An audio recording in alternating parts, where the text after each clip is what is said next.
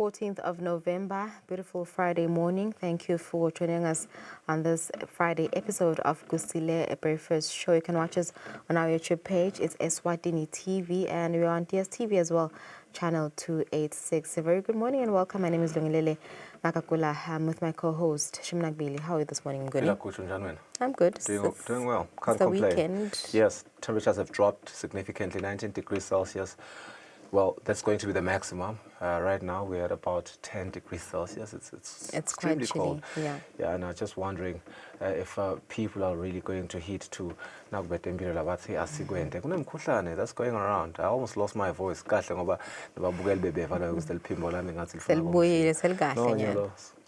Yeah. No. All right, good morning and welcome. Thank you for joining us.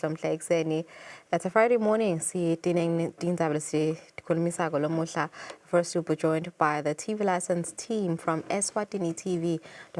A while back, people should pay their TV licenses and they stand a chance to win great, amazing prizes. This week, there was a draw and 18 winners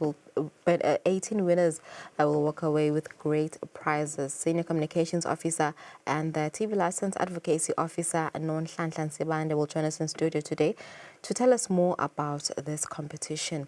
Namuhla ke kutabe winner prize presentation lapho khona labo labawinile will receive their prizes today. Let fire cards and my laptops. And other great prizes. Dawona khona etinzabeni today. Nomcebo Malinga and Nonhlanhlan Sibande will tell us more about those prizes. And then later we'll talk to Nelson Dube and Eugene Mboyane from the World Mission Society Church of God. They've joined the world in commemorating World Food Day 2025 under a special theme, sharing love with neighbors. They donated food parcels to over 30 beneficiaries from the Zakele Community Center. They'll be joining us later to tell us more about that.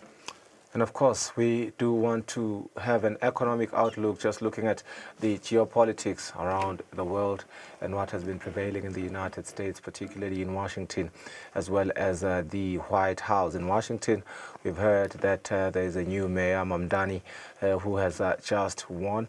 The markets have been reacting quite interestingly to those news, as well as what is happening in the Oval Office with Donald Trump. A lot of volatility around the market. Is it the perfect time for you to invest in gold?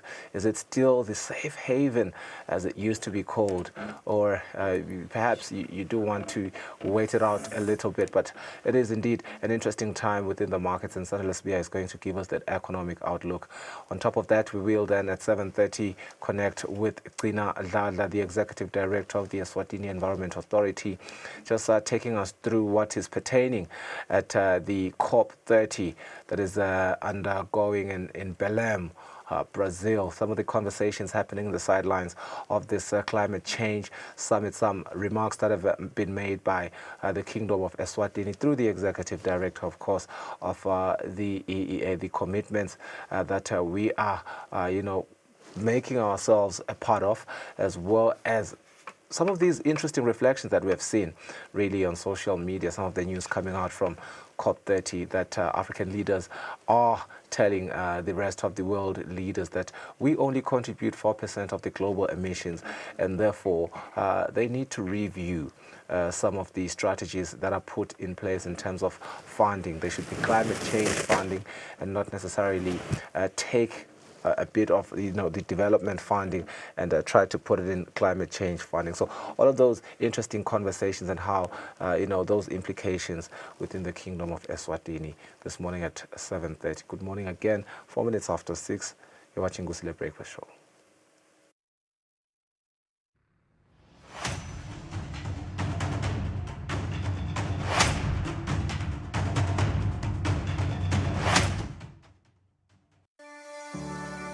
Eswatini TV has signed a code of conduct that is enforced by the Eswatini Communications Commission. We are committed to reporting news that is accurate, comment that is fair, and programming that does not amount to hate speech or the description of gratuitous violence or explicit sex. For any complaints of our programming, please contact us on 2411-9600 or email info@eswatinitv.co.za.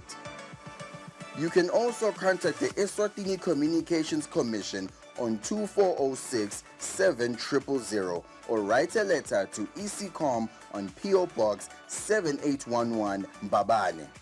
Email address is info@ecom.org.sz.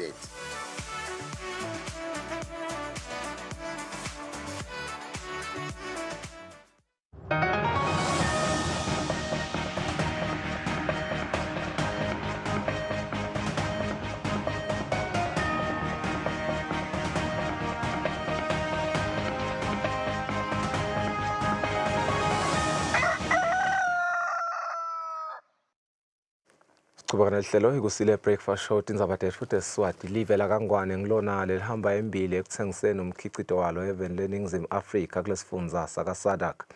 Eminyakeni lophelile la kaNgwane lithengisa umkhicito lofika emalini lengu-27.4 billion emalangeni. Kanti-ke ngekusho kwemhlonishwa Mvunankhulu Russell Dlamini, budlelwane balamave lamabili buyachubeka buyaqina. Futhi-ke hulumende utivulile tandla ukuthi tinkampani letinkulu telive leNingizimu Afrika tite kutawuhlanyela imali yeveni leSwatini. Mvunankhulu bekakhuluma emhlanganweni walunxusele live leSouth Africa kuleli kanye nahulumende welive la kaNgwane. Kulo mhlangano lebewubanjelwe ehhotela leRoyal Villas ezulwini lakhona kubukwa netindlela tekukhulisa lizinga lamave lathengiselana ngalo. Today, South Africa remains Eswatini's largest trading partner, accounting for 84% of our total trade, followed by Kenya with 4%, Nigeria 3%, and Mozambique only 2%. Eswatini exports about 73% of goods and services to South Africa, estimated at 27.4 billion emalangeni in 2024. Our leading exports to South Africa are scented mixtures, raw sugar, industrial fatty acids, oils, and alcohols. Eswatini, on the other hand, imported approximately 30.9 billion emalangeni worth of goods from the Republic of South Africa in 2024, with main products imported being mineral, fuels, oils, distillation products, petroleum, vehicles and machinery, and boilers, and electricity. Eswatini was South Africa's 19th largest export market and the 21st largest import source in 2022.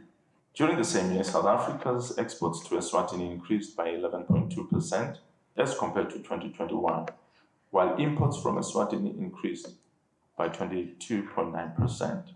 Worth noting is the fact that trade between South Africa and Eswatini has been increasing at an annualized rate of 9.93% over the past 5 years. When Eswatini's export market was analyzed in 2024, almost 71% of the country's total annual exports were destined for SADC countries. These statistics demonstrate how deeply intertwined our economies have become. Ngakulokunye umhlonishwa Mvunankhulu Russell Dlamini watise lihhovisi lalonxusele leNingizimu Afrika kuleli ukuthi amaSwati ayatichenya ngenqubo yetinkhundla kanye nebukhosi lesebudlale indzima lenkhulu ukuthi la kaNgwane libe nalokuthula lelinako lokungekho kulamanye emave lamanyenti kulesifundza sakaSadak ne-Afrika yonkhana. Umhlonishwa Mvunankhulu uthi tintfo letinyenti letikhulunywa ngetinkhundla ngaphandle kwelive letifana nekwekutsi le nchubo ayihambisani nani nedemocracy atisilo liciniso. We, the people of Eswatini, are deliberate about our system of governance that merges the good from the Western systems and the good from our traditional system. We are therefore not apologetic about Tinkundla, our system of governance. There are widespread misconceptions that our system lacks some of the tenets of democracy. This cannot be further from the truth. The Tinkundla system, molded with the British and the county system, which combines the best elements of the Western form of democracy with our own traditional values and beliefs. Through our democracy, individuals are directly voted for based on merit, and elected representatives then work collectively for the nation under the head of state, who provides stability and continuity. Eswatini is a kingdom with a constitution that observes all the tenets of democracy, observing the spirit of Ubuntu. A majority of Maswati are at peace with our system of governance as observed with the peace and stability that we continue to enjoy as a country compared to other states in the region and the continent. Eswatini's relations with South Africa has evolved over the past 6 decades with the dawn of democracy in South Africa in 1994. Our bilateral relations entered a new era, one defined by partnership, mutual respect, and shared development goals. The Resident High Commission in Mbabane and Pretoria symbolizes the lasting friendship. Bafundisi labasikhombisa abakuleli sebaphothule ngeticu tema-masters nema-doctorate enyuvesi leTindeve neMelika, iTelewo University. Labafundisi ngilabo labanemabandla lasebawahole iminyaka lengekho ngephansi kulesihlanu. Kanti Dr. David Dari wale nyuvesi uthi labafundisi behluke kakhulu kulabo labatfola leticu letifanako ngoba bona baphinze babe baholi lasebanesikhathi emabandleni. Nomcimbi wekuphothula kwalabafundisi ubanjelwe eHilton. Inkantolo ithi akangalubhathi lunyawo lwakhe umshushisi Bongani Cedric Ngwenya endzaweni yebhizinisi lesemoneni lakasolwa ngekuthi lesisebenzi sakhe lesingu-Antonio Maluleki usibulalele khona. Kuteke kube kuthi sekuphele tinyanga letintsatfu kuya enyangeni yesine. Lesijubo lesi sikhishwe lijaji lenkantolo lenkhulu Sabelo Masuku ngesikhathi Ngwenya atawufuna imvumo yekutokela ngephandle. Lijaji Masuku lesijubo lisikhiphe ngemuva kokuthi umbuso wende lesicelo. Kanti-ke umbuso uthi lesicelo usenda ngenxa yokubuka tekuphepha njengaloku-ke lesive sakuleya ndzawo sikwatile ngalesigameko. Umbuso uthi wethemba ukuthi kulesikhathi letinyanga letintsatfu kuya kuletine imimoya itawube seyiphansi kulesive. Lijaji Masuku libe selinika umsolwa imvumo yekutokela ngephandle lebita imali lengu-50,000 emalangeni. Libe seke lithi akabhadale 5,000 emalangeni bese lelesele iba sibambiso. Umsolwa bekakathe angekho enkantolo lenkhulu, bekakathe amelelwe ngummeli wakhe Derek Ndo jele. Kanti-ke jele watise lijaji ukuthi umsolwa akekho enkantolo enxa yokuthi bekakathe asesibhedlela.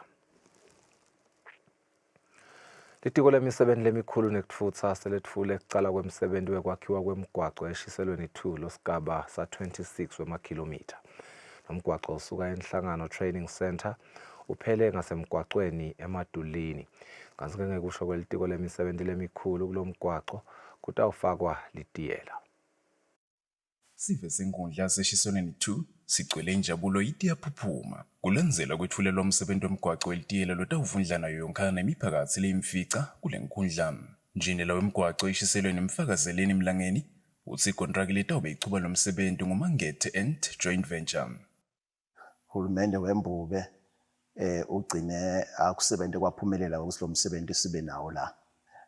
Kafishane nje Mdluli lo msebenzi lona uqala le eseClean Training Center enhlangano uhambe uyogcina eDwaleni esikolweni shothi kunesikole lesingale ithiwa iDwaleni Primary School ine high school bese sowusuka ezama uya eNetso lo msebenzi kushothi lana ke sitawo wenda litiyela sitawufaka litiyela lana lo mgwaco budze bawo sekuhlangane konke 26 kilometers sekuhlangane konke kusho ukuthi ke lo mgwaco lona Mdluli sibheke ukuthi esikhatsini lesingu 18 months sibe sesinawo umgwaco timoto tetithamba kulo mgwaco.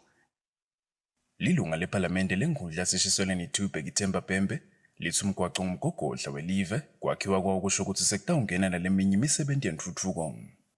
Sitibulalene emabhodlela kulongange live sikhutelwandle kulo msebenzi lo siwe lezo tothulela wona lokumele usuke masinyane wekusakhela lomgwaco nakuthi alihlobo nje kulendzawo besiyaye singancibiliki sivenza ukuthi sathi awu bantwana bayathola ematole bodolobheni abakhona ukufika bantwana ezikoleni abasakhona ukufika konke nje bokhanza ukuthi kuba standstill naselinye letulu. Siyawubonga kakhulu lo msebenzi lesulethile ngilo live namhle emakhosi abuke ngakithi naku sekhuwa sikuzuzile sithi bayethi unaphakathi. Njinila wemgwaco uphindze wathi sive sesitawuba nematfuba emisebenzi ngoba imagontraka atawucasha takhamiti talemimango lekutawusetshentelwa kiwo. Kubika thando kuhle Mdluli, Bahweni.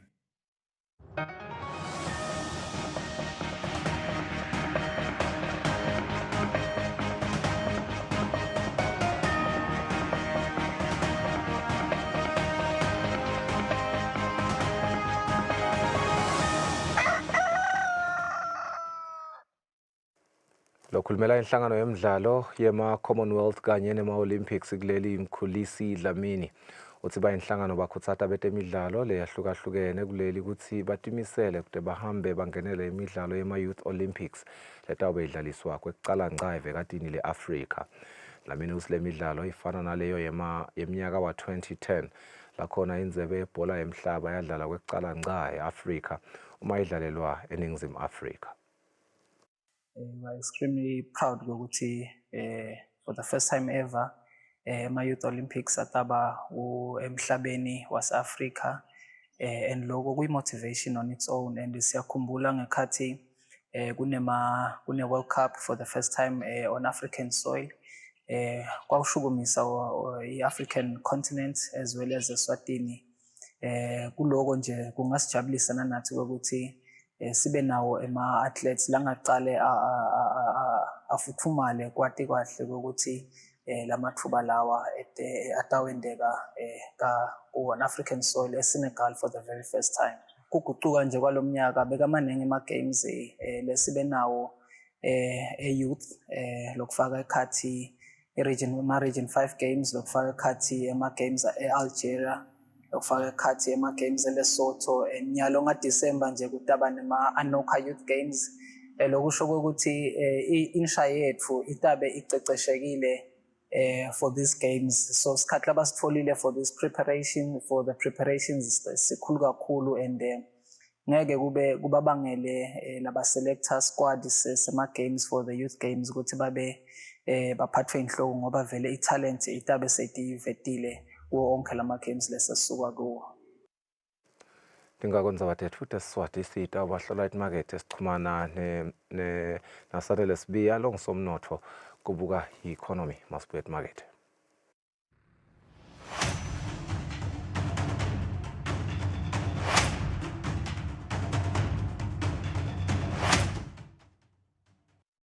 Kude lesinye isikhathi ngaphandle kwalesi aba-researche bafunde.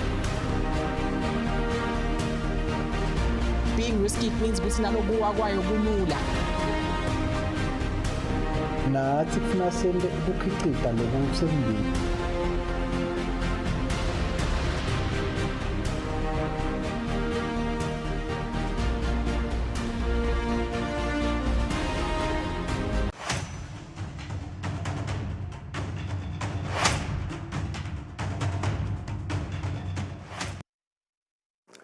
All right, 19 minutes after 6, we did promise to give you the economic outlook as we wrap up the week with our economist, Sanele Sbiya, who's on standby virtually. Sanele, good morning to you. Thank you so much for making time. What stood out the most for you in global markets this week? What was the single biggest market moving story? Good morning, Mr. Ngumalo, and good morning to the viewer. So when you look at markets, for me, what's been quite impressive is South Africa's rally yesterday. You know, we've seen the Johannesburg Stock Exchange break that 15,000 mark, and also just given the sentiments that were coming out of South Africa in that midterm budget review. And also, I mean, there is that gold support. You know, we've seen gold go back to that $4,200 per ounce mark over this week. So there is a lot of positivity within the markets, Mr. Nguman. And looking across equities, currencies, and commodities, where did we see the most volatility this week, and what drove that movement? So volatility this week really just came largely from Europe, and we also saw the US, also being volatile this week, largely due to the fact that there is that pendulum swing between AI stocks and defensive stocks. If you remember, there is the issue of valuation of AI stocks. So we have investors right now really just trying to ascertain and gain a clearer picture of whether AI stocks are valued at the right level and whether they're eventually going to make profits. And when we also another issue that we look at as well is the government shutdown, which officially ended yesterday, and we have people back at work in the US right now. So now that actually further supported those defensive stocks. So overall, all markets rebounded this week from their all-time highs to their all-time lows. But when we then shifted to Europe, what we then saw was there was an issue of a strong currency both from the euro and from the pound sterling. So now that actually just pulled European markets back a bit because it made them relatively expensive compared to dollar-based equities. But the Sino region, that Asian region remains relatively stable, but there were those pullbacks as well, as we saw the concerns over the government shutdown. And what we saw at close yesterday was the issue of Alibaba coming up with their own AI-driven stock, so that actually their own AI chatbot, which they propose is going to rival ChatGPT. So now what we have coming out of the Asian region is DeepSeek AI field, very competitive within the global landscape. And then in terms of the currencies, it's been a good day, a good week for the rand. I mean, we've seen quite a huge pivot from a 1740, 1730, 1740 region closing at 1690 in yesterday's trade. So now that's largely driven by the gold rally and the the good news coming out of Godongwana and the positive outlook and the improved rating. So we do expect the Johannesburg Stock Exchange to continue on this rally. Yeah, this AI platform, this new generative AI platform that we are looking forward to, is it a product of Asia or the US? It's a product of Asia. So what Jack Ma there is doing is well, it's Alibaba. Jack Ma, what he is doing is coming into the play and making that whole shopping experience within the Alibaba platform and the Alibaba community very easy and AI assisted. And then also we do expect this platform to then branch out into a ChatGPT type of platform because it is actually built to rival ChatGPT. It's quite interesting because we do remember that when Trump assumed office, one of the biggest, say, aspirations for him was he said he wants the US to be the leader in tech and particularly in AI. And yes, of course, we did see that ChatGPT led for a very long time. DeepSeek came through, shocked the markets, and the first day of its release. And then ChatGPT lapsed it again, and ChatGPT is back at number one. Do you believe DeepSeek at number two and now Alibaba coming, even if they are number three, does that make Asia the leader of sort of generative AI or AI as a whole, regardless of any of the two being number one? Just the fact that, they have two of the top three. I think, yes, Asia is coming along, but right now what stands to be seen, Mr. Nxumalo, is who can turn a profit first.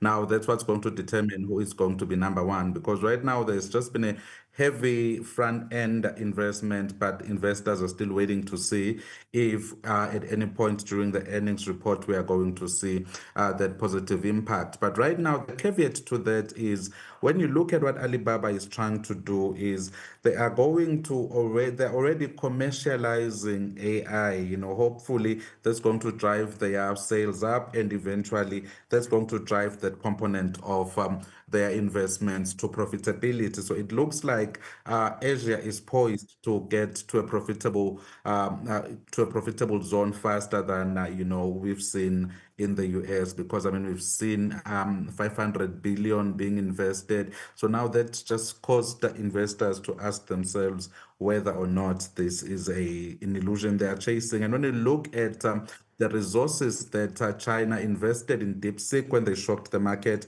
it was a fraction of what the US has poured into into this AI race. So it's kind of a wait and see, but it does seem like China is taking a lead, and one just can't wait to see what happens when that goes live on TikTok, which is now becoming the leading social media platform. So it just remains a red race to the finish. Seems as though Asia is really winning this tech race, for lack of a better term. How are emerging markets positioned going into next week, especially with the dollar's trajectory and shifting risk sentiment? So what we've seen, Mr. Ngumalo, is in the domestic market, the Eswatini Stock Exchange actually edged up from 484 to a 490 region, and that was a 6 percentage point increase in this week. So now that shows that we are seeing both strong earnings domestically now beginning to move the market, and with the good news that is coming out, and if we look at the new inflation target now being 3% with a 1 percentage point variation, now that somehow signals a bit of stability in the region, and we should most likely begin to get and gain more investors coming into the markets. And when you look at that outlook, more especially with South Africa's upgrade, again, the outlook is good for regional markets, because now that signals that we are relatively a stable destination. So we should see our bonds actually picking up, especially, and also those tech-led those financials and those finance sectors and those mineral-led sectors, because gold really is glittering at the moment. So we do expect next week to continue being good, and we do expect to see that momentum being maintained, more especially once we due to the impact of that credit rating upgrade, Mr. Nguman. And of course, we did see mixed signals from major central banks this past week. What should investors in our region read into the latest commentary from the Fed, the ECB, and the Bank of England? So when you look at that commentary, when you look at the ECB, they did come out, very dovish right now for the very first time. And we know that the Feds in the US are flying blind,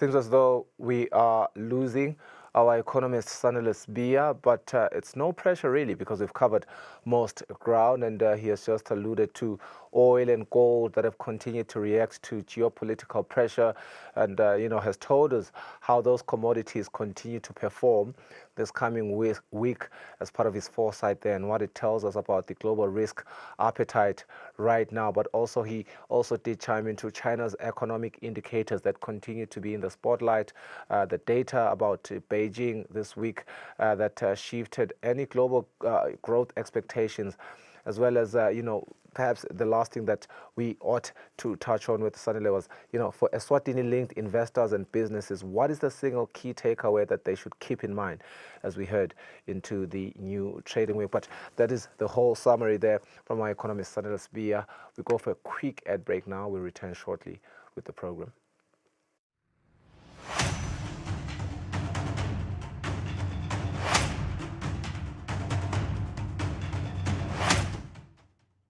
Be sure to catch Business Watch every Wednesday between 2 p.m. to 3 p.m., where we feature the latest updates on business news, market trends, and exclusive interviews with industry leaders, as well as insights on emerging small and medium enterprises in the commercial sector. Business Watch, your business leader.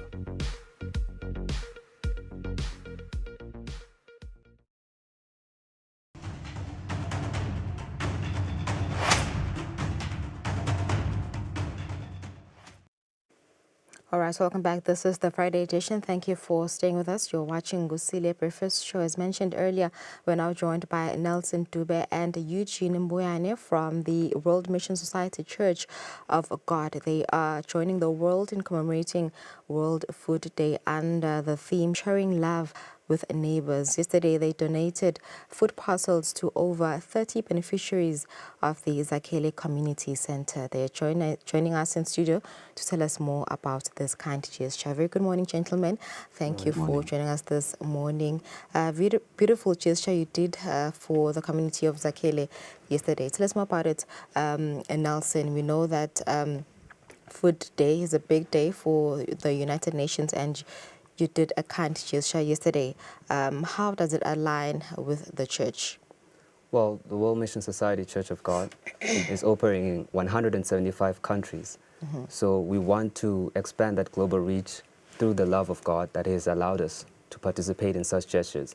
So by focusing on this particular theme of poverty and hunger alleviation, we were also participating in such gestures before the theme was even announced for 2025, because we have had the Hold Hope campaign prior to 2025 through the initiatives of the church.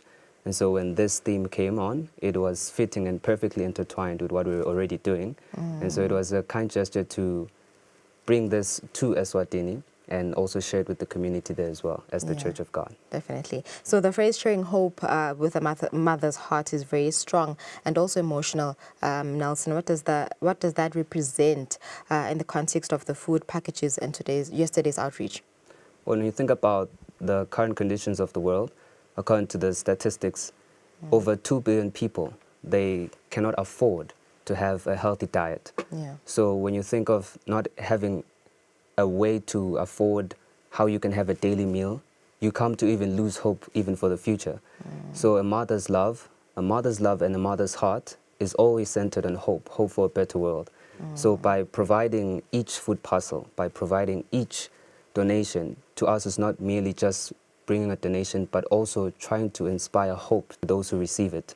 And that is why we stick to the heart of a mother who has shown us this love, and now we want to share it with the world so that after everything all that we are participating in, people can feel that hope, hence the title of this campaign we're running. Okay. So what was the situation like yesterday when you visited the community center, and also the reaction of the beneficiaries? A lot of people are hungry out there. Poverty is such a massive issue in the country.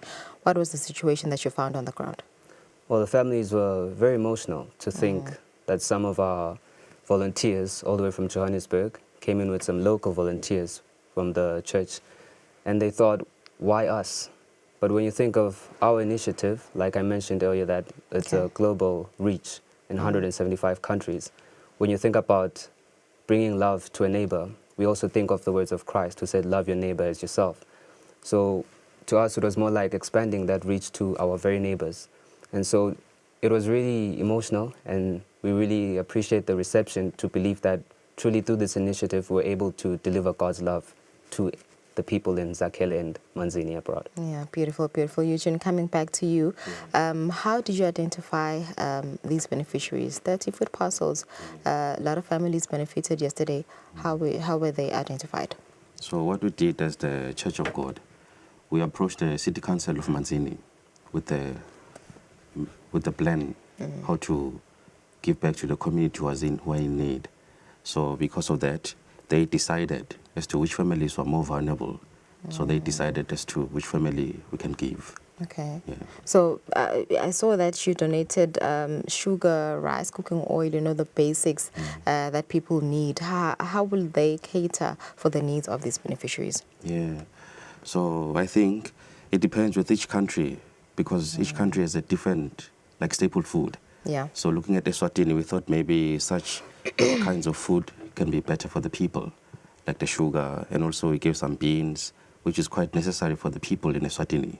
So we hope that through this, we can give hope to the people who are in need. Yeah. You know, I'm from Manzini, Eugene, and I've seen the state of, you know, people's households, families around that area. I think I just commend you guys for donating to that community center. You know, we have different groups, various groups, single parents, child-headed homestays around that area. How will this benefit, you know, the local community of Zakhele? Yeah. So like I've already said, even through the Held Hope campaign, so we are hoping that we can give hope to the people who are in need. Last time I had a meeting with the city council. They said there are so many people, just as you are saying, so many people in Eswatini especially have no food. And just as Mlungis already said, if you don't have something to eat, it's very difficult to think about the future. So we are hoping that it can give a brighter future and hope. Even though it's small token, we are hoping it can give some good ability for the people about the future. All right. Yeah, Nelson, does the church have other campaigns such as this one? You know, looking back at the year 2025, how many campaigns have you held, you know, in honor of giving back to the community? When we look at 2024 specifically, we had over 2,000 volunteer activities in 69 countries.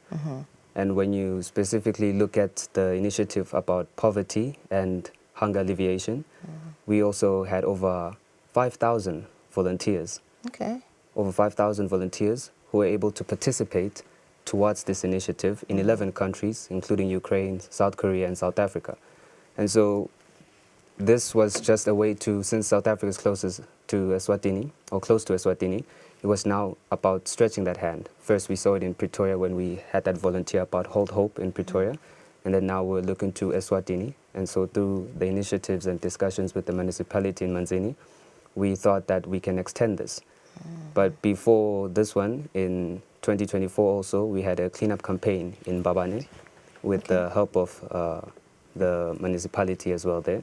So we've had some initiatives in Eswatini, but this one, we thought this one is more relative to the theme of the World Food Day. And so that is why even volunteers from Johannesburg came to participate in the initiative yesterday. Okay, so I'm looking into spreading the love to other parts of the country, you know, because as I hear you talking now, you've been in Manzini and Babane. Are you looking to spreading into other regions of the country? Yes, indeed. Definitely, all right. So let's talk about the volunteers that are in the country. They're from Joburg. What does this mean of the organization's culture of volunteerism? So the Church of God is a global church, although we are in different countries, different continents. But since it's a global church, we are all members of one heavenly family. So there's a saying that say, if you want to go fast, you can go alone. But if you want to go further, you can go together. So though we are in Eswatini, because of this spirit of unity, our church in Johannesburg also, they put in a helping hand into coming and also helping and participating in this unity to find and to give back to the community in Manzini. Yeah, so still on volunteers, how do you prepare and also just train them to ensure that dignity and care and a sense of family are at the center of every outreach? So as the teachings of Christ in the Bible, that we must love our neighbor as loving ourselves. So the members of the Church of God, we have that spirit of a good Samaritan. So always looking and longing to help with the people, just as Christ said, we must have the good mind like that of a Samaritan woman so that we can help the people in the world. Okay, so what has been, Nelson, what has been the response been from young people and families who choose to give their time to initiatives like this? Well, I'll speak also from my experience as a young person. I think it's been very changing in the way that I look at life, because I've always been thinking of myself like individually or what I want to do. And also with those that I also do these volunteers with in the Church of God, my fellow brothers and sisters, it also is transforming. It creates a spirit of unity, doing things together, instead of only just independently focusing on what we want to do. And if we can establish that within the church, through the love of God, then definitely it'll be easy to bring it to the next person. And so it's really changing as an individual person. The way you think, you are more considerate the more you participate in these volunteer activities. Okay. And also, if you think, if I can clean an area I've never been to, if I can donate to a place I've never been to, then surely I can do it at home. I can do it to my next door neighbor as well. I can do it with them. So the more we reach, the more global this outreach goes, the more it even changes individually in a close proximity where we are from. It's really beautiful to see young people such as you, Nelson, to see them, committed with such passionate. Let's talk about the households that have benefited from the church. Earlier this year, you supported over 6,400 households across 25 countries on the World Day of Social Justice. What motivates the church to consistently operate at a large scale? What motivates is that it's established in different regions. So when each church participates within its own region, when you put it up all together at the end of the year, it becomes global impact. So each church has that initiative to benefit neighbors and communities around, such as if you think in South Africa, you're going to consider countries like Eswatini, neighboring countries as well. Okay. So if you think about in America, you're going to consider countries in South America. So when you now pile it up, it just becomes an intertwined global network where everything is just happening at the same time, with obviously the goals of the head office and everything that has been set out to do, that we can spread so much love if we do it together within that small region. And then at the end of the year, you find that it's been simultaneously accomplished throughout the world. Yes. Yeah. Still on the global impact, Eugene, the Hold Hope campaign. I think you did speak about it briefly. The Hold Hope campaign is supporting over 7,400 households in 80 countries this year. How does an initiative in Manzini connect to this global movement of hope? Yeah. So like Mlungisi said, because it's a global thing, the Church of God also, we come together in unity. They don't do together the voluntary activities, whether it's the cleanup, although we're in small different places. Okay. But when all of us work together, it becomes a global thing. So through this global thing, we also partner together with the members in other local councils. So working together with each council, it becomes something global and big. Okay. Yeah. Yeah, perfect. So with over 3.9 million members in 7.8 churches worldwide, how do you maintain, Nelson, one unified mission that reaches from major cities to small communities like Zakhele and Manzini? Well, you have to consider the theme as well. The theme is sharing hope with the love of a mother. Okay. So when all of us have that as a theme, then we can be considerate that as much as we are willing to share hope, then how sentimental is that hope? How much empathy do we have in that hope? So when we connect all the dots throughout all the 3.9 million members, then you can realize that truly this hope comes only from God. And that is why it's so easy to share it, because we have now learned how to love one another within the church, and now it's able to be spread throughout the world as well. So that is how we come together as one church to continue doing this through the love of God. Okay. Just sharing hope and sticking to that theme, particular to the Hold Hope campaign theme of sharing hope with the love of a mother. Okay. So any plans for the coming festive season? Festive season is approaching. Does the church have any initiatives, any projects that it will engage in? When I spoke to the City Council of Manzini, they said that they are willing to help us with anything that we're planning to do. So maybe we are planning for like a cleanup campaign. So maybe we'll have a cleanup campaign. Then maybe for the festive season, we can work together in cleaning one of the cities, whether Manzini or Babane. All right, looking forward to that. Yeah. And also, Nelson, when the families received these food parcels yesterday, what was the core message you hope that they took home yesterday? I hope that, in the very word hope, that they could see that really there are so many things we can learn through the words of God, in terms of love, in terms of hope, in terms of it doesn't really matter if you're from different regions. I hope they could realize that anyone can lend out a helping hand, whether it's within Eswatini or abroad, if they have that mindset to want to share that love. So I hope that they were able to realize that truly there is hope for a better world, and truly if we all participate with that accord towards those words, that we should share love to our neighbors as we love ourselves, then surely the world can be the better world that we all hope for ourselves and also for the future generations. Yeah, so speaking of sharing love, how can local residents or Manzini residents, organizations support or partner with the church in case they want to donate, food parcels, clothing, etc.? Yeah, the Church of God is open to working with anyone. For example, we also raise awarenesses in terms of natural disaster or the plastic pollution, or for per se, maybe we are donating blood. We also invite people. So Church of God is always willing to work with any kind of person that is willing to give a helping hand. Okay. So anyone that is willing can easily join. Yeah. All right. So, Nelson, the church has been busy this year with campaigns, donating food parcels and clothing as well. What are your plans for next year, 2026? What activities, projects that you want to be a part of next year? Well, because the Church of God is worldwide. So like I mentioned that this campaign has been happening prior 2025. So there are so many campaigns that are already happening in the Church of God that haven't happened in Eswatini yet. So we can just continue implementing from what we have been implementing in other places within Eswatini, such as raising more awareness on things like plastic pollution. Of course, it differs in region, such as the messaging can come from maybe one perspective. You look at the pollution in the oceans, but we can also try and make that message also relevant to pollution in rivers in Eswatini.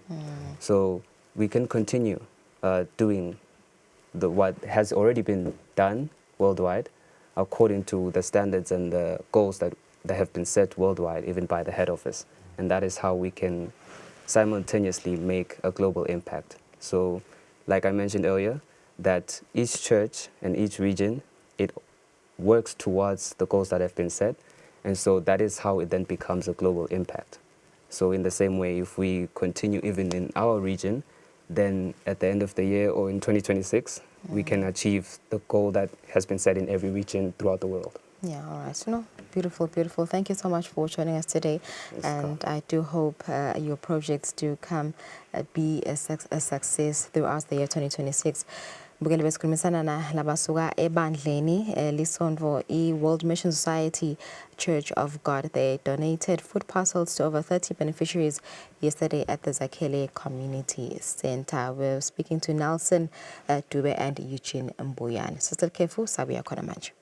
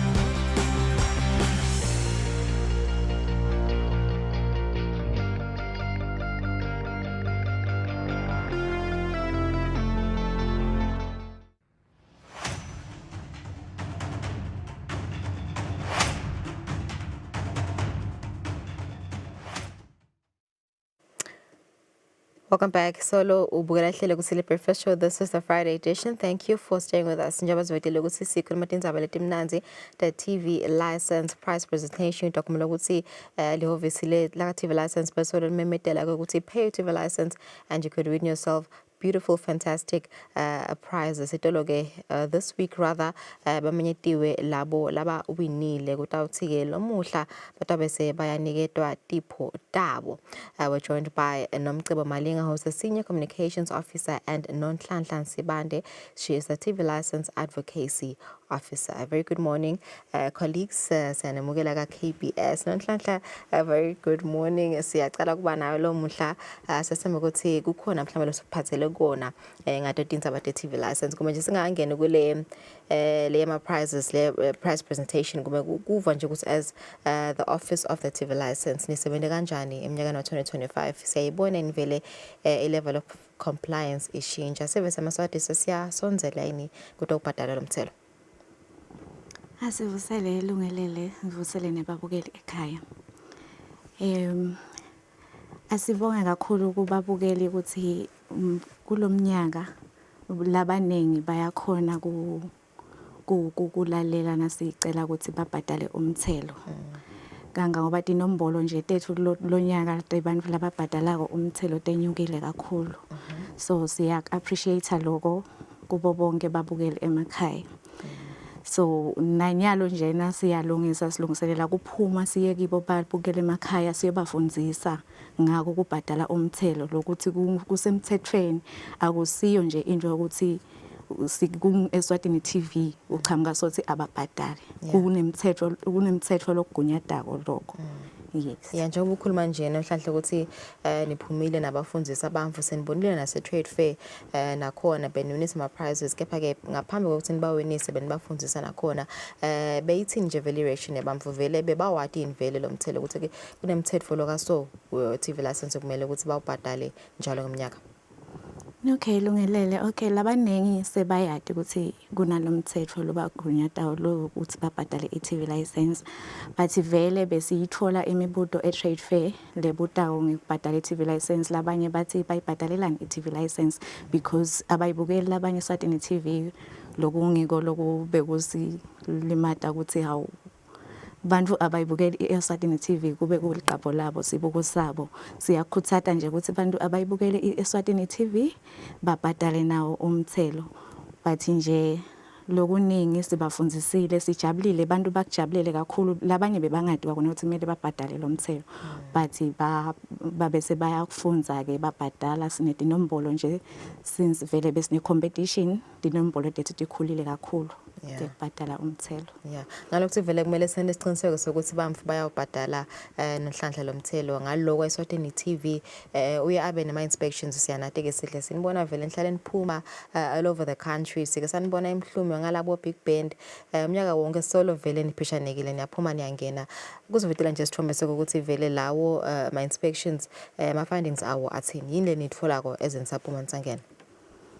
Kungaba ngeko nje lungelele ukuthi vele labanye sithola ukuthi abadi lokuthi kumele babhadale umthelo but siyakhona lokuthola nedinombolo tabo ukuthi ema televisions anganani kule live lethu Eswatini and sisahamba ukuba nayo lemibuto lengicetha ukutshela ngayo lungelele ukuthi bayibhadalelani i-TV license lo munye akhale ngawo ukuthi uyithenge eSouth Africa i-TV license yakhe why ayibhadalele kungaba ngiko nje ukukhuthata emaswatini ukuthi the fact that unale television in the country kumele uyithelele the fact that you have the gadget in the country kumele uyithelele.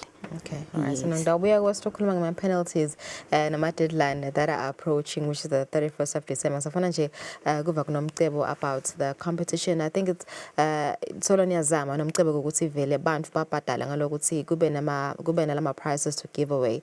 Tell us more about the competition, how many people entered this week begnet draw bangakhe bamfuleni badrawile and we're looking forward to the prize presentation. Ngabe vele into esingayikhatha sicela nje kuba kakhulu umbuto wakho lolu nekubonga wona emaswati lasukumile ayithatha iresponsibility ukuthi ahambe ayibhadala yona i-TV license sijabula kakhulu nje response lesitholile kusukela seyicala le competition ngoba if you remember sayilaunch masise trade fair lonyaka kaManzini kumavuso afike emaswati atoyibhadala i-TV license and they were entered into the competition.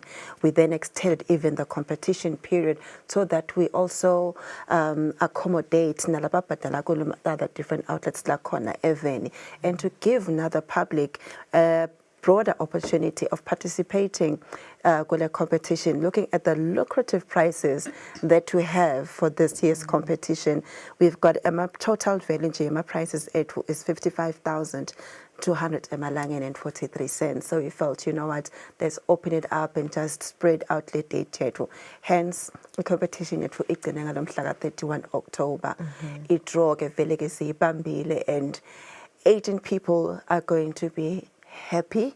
80 people have won themselves fabulous prizes, and asifuna nje kundlulisa kubonga ukuthi inkampani letivele takhetha ukuthi tibambise Eswatini TV sending a TV license, and to also motivate the public to pay for their TV license. Ngitocela nje ngikubonga iLogico Unlimited laba siphe 58 cases of Lucky Star products, a variety of products, and that value is 11,863. Ngidlulele ku Computronics sibambisela basipha 1 laptop, basipha na 1 tablet, and the total value of the sponsorship is 11,500. Na Build It Plus Mbabane naye came on board kusibambisa kule competition yethu, wasipha rechargeable spotlights, wasipha nama-gas heater, wasipha nama-knapsack sprays, and i-value yaleyo sponsorship is 3,794. And then you always know that the hospitality industry, they really support us when you're running these competitions. They came again and joined us as Eswatini TV. We're going to Happy Valley Hotel. Laba siphe weekend vouchers as well as dinner vouchers. I-value yakona is 9,883. Sumunya Country Club usiphe 3 wema prices nje ayedwa. First prize is an executive suite for 2 including breakfast. The second one is a luxury cottage for 2 including breakfast. And the third one is a standard double for 2 including breakfast. Total value 9,200. The Royal Villas came on board as well. Nabo basipha 1 voucher for King Suite, which is bed and breakfast for 1 night stay, and a voucher for 2 to dine at Lihao restaurant. And the total value, yes, sponsorship list is from Royal Villas is 6,400. Sibane sami na akasalele muva osiphe 1 voucher bed and breakfast for a couple or friend to spend 1 night for 1,840. And the final hospitality industry that joined us was the George Hotel. And nabo abaqali ukusibambisa kulo msebenzi lona usiphe a 1 lunch voucher for 2 valued at 678. Masikubuka thina lama prices njengoba sibalistele kusithabisa kakhulu sing Eswatini TV ukuthi ke the stakeholders are now understanding the importance of the exercise yekubhadalela yona i-TV license. Hence, babona ukuthi, you know what, let us partner with Eswatini TV and make sure that we sensitize and encourage the public to pay for their TV licenses. So we're very excited for this day and the prize presentation. I know that we're going to have all 18 winners, and everyone is going to go home very happy. All right, so now 3 minutes, 1 question each. 30 seconds, Jena Mcebo, seeing Kata and good next year, Mplamba Sita Kata, go to Eswatini TV and the info Jena for its customers. Most definitely. In fact, next year is going to be bigger and better. It is going to be 180 emalangeni. That's all you have to do. And you stand to win these fabulous prizes as this one listed. Okay, good. Deadline is approaching 31st December. Njebasho nomcebo it's only 180 emalangeni. Yini mhlambe longayisho elongafisa ngisho kubabukele emakhaya. Kungaba ukukhuthaza nje babukele emakhaya ukuthi abachubeke babhadale umthelo ku-avoida ukuthi batikhanze ukuthi sebabhadala penalties nekuthi batikhanze ukuthi sesifika esigabeni sokuthi sekuyaboshwana ngenxa ukuthi awabhadala i-TV license. All right, well there you have it. Sendivele masatla mahle 31st December nangusemnyango 180 kuphela emalangeni indlela ke tekubhadala solo nguye momo yavela nalapha eTulo Hospital Hill uyabhadala wona umthelo ungabhadali kumuntu vele uconze khona ka TV license emahovisini aka Eswatini TV noma nabo ufuna ukuvaka abantu ixhumana nathi ku social media sikhona ku Facebook sikhona Eswatini TV. Sasalikefu sabe yakhona manje.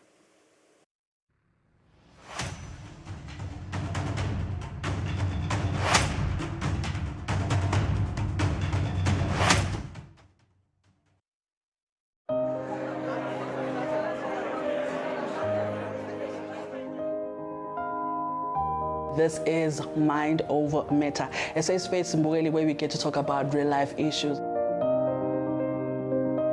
esivamsayo isikhathi baqala esibhedlela ngekutolapha physical symptoms senkhani labafunza khona ukuthi it's actually a psychological situation manifesting in a physiological manner.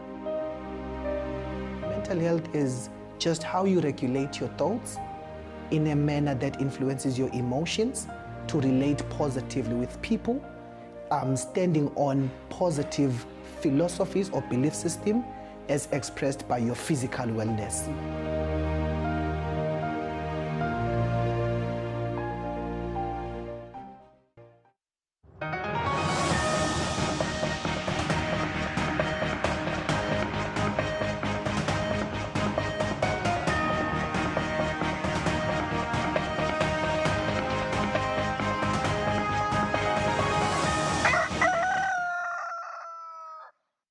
Welcome back. Thank you for staying with us. This is the news at 7.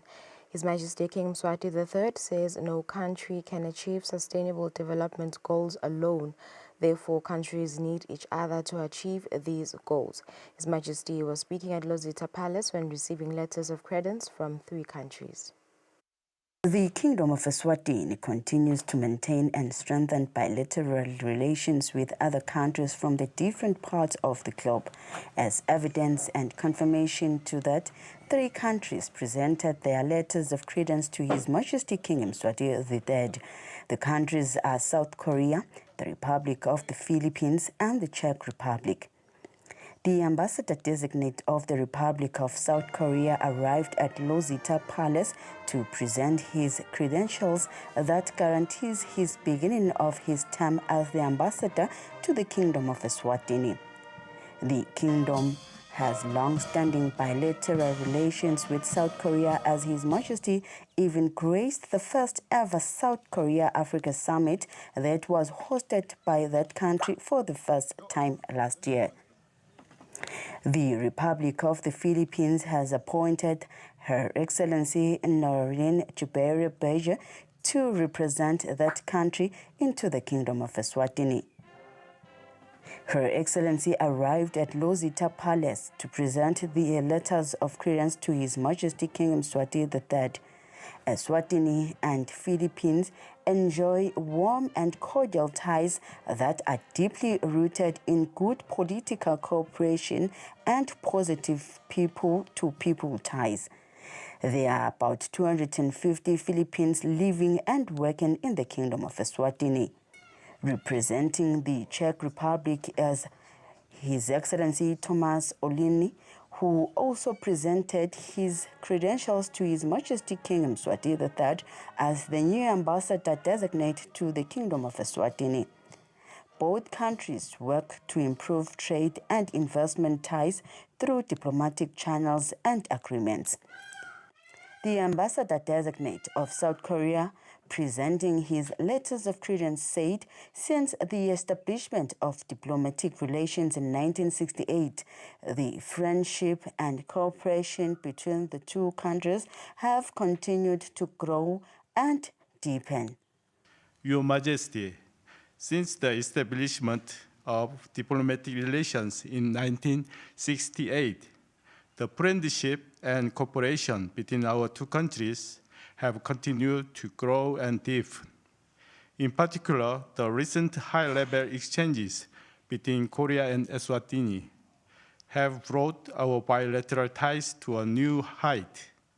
The participation of Your Majesty in the Korea-Africa Summit held in 2024 in Seoul, as well as the bilateral meeting with our President, served as a significant milestone in advancing our partnership and charting the course for our future cooperation. Presenting the letters of credence, the ambassador-designate of the Republic of the Philippines reiterated the commitment for the Philippines to assist Eswatini in building its human resource and institutional capacities. Your Majesty, the Philippines and Eswatini have enjoyed warm and cordial ties that are deeply rooted in good political cooperation and positive people-to-people ties. Our relations have been generally good at both bilateral and multilateral arenas. There are currently no contentious issues between our 2 countries. Southern multilateral organizations such as the Non-Aligned Movement and the G77 plus China serve as platforms for both our countries to work closely together in pursuing our shared goals for inclusive economic growth and a rules-based global order. I wish to convey our deep gratitude for the support of Eswatini for the Philippines' candidature to the non-permanent seat of the UN Security Council for the term 2027-2028. I would also like to take this opportunity to convey the Philippine government's appreciation for the government of Eswatini's continued hospitality to the approximately 250 Filipinos living and working in the kingdom, which they consider as their second home. The ambassador-designate of the Czech Republic is determined to enhance relations with the Kingdom of Eswatini in all areas of mutual interest. Our strongest sectors are health, environment, energy, mining, and defense. In this context, I intend to explore ways of preparing business fact-finding mission from the Czech Republic for Czech private sector to assess with Eswatini counterparts areas of future cooperation. With respect to growing needs for Czech presence here in the Kingdom, my authorities have been contemplating about possibility to open honorary consulate. However, for this idea to become reality, we would need consent from Eswatini authorities to open honorary representation and agreement for an Eswatini citizen to become Czech honorary consul. We would be incredibly grateful if your authorities could assist us in identifying suitable candidates. Receiving the letters of credence, His Majesty King Mswati III said countries need each other in order for them to achieve sustainable development goals successfully. We are now, all of us, living in a global world where in a number of times we have agreed as countries of the world that we need to fulfill especially the programs of the sustainable development goals. And it has been clear that there is no country in the world that could achieve the sustainable development goals without the support of others. So we are looking forward to working very closely with your different countries in this regard to see how the sustainable development programs can be put into effect. One of the very important issues, of course, is job creation, solving all the difficulties, and we are looking forward that we will be able to encourage some of the business people from your countries to look at opportunities here in Eswatini, as well as looking at trade amongst ourselves. We will also do the same from our part to encourage the business people to look at your countries as the destinations for development and trading partners in many different fields.